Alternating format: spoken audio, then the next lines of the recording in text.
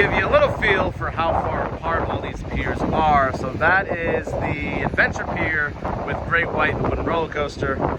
Right here is Mariner's Pier with Sea Serpent, the SPF Visa, and what else is there? The Cyclone Pinfari. And then, if you see in the distance there, that is Surfside Pier featuring the SLC and the Wild Mouse. So they're a good amount apart.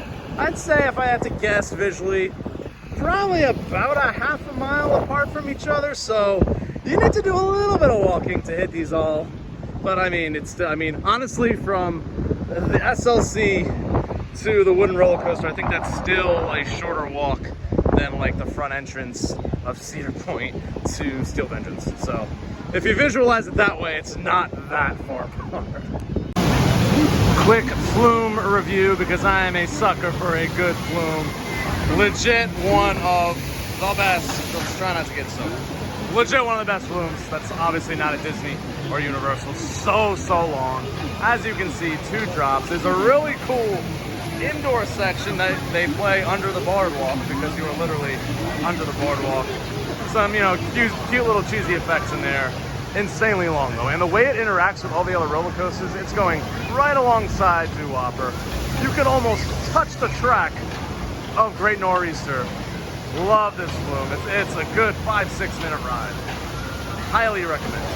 All right, how are we doing today? Let's do another roller coaster from Morey's Piers here in Wildwood, New Jersey.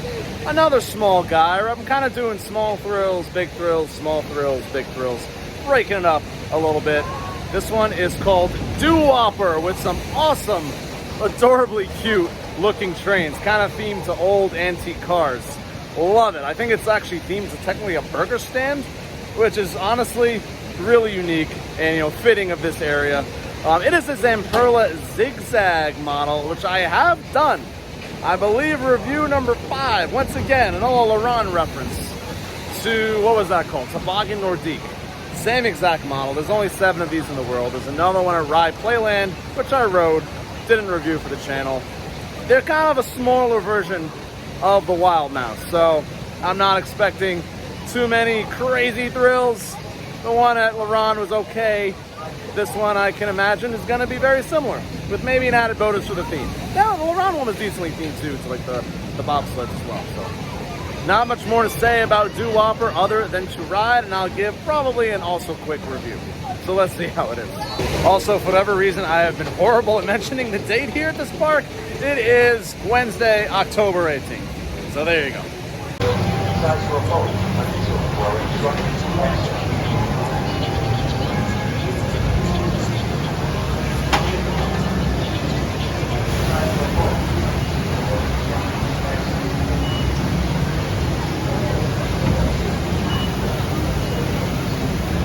And that, folks, was Doo Wopper. I'm kind of on the beach for this one.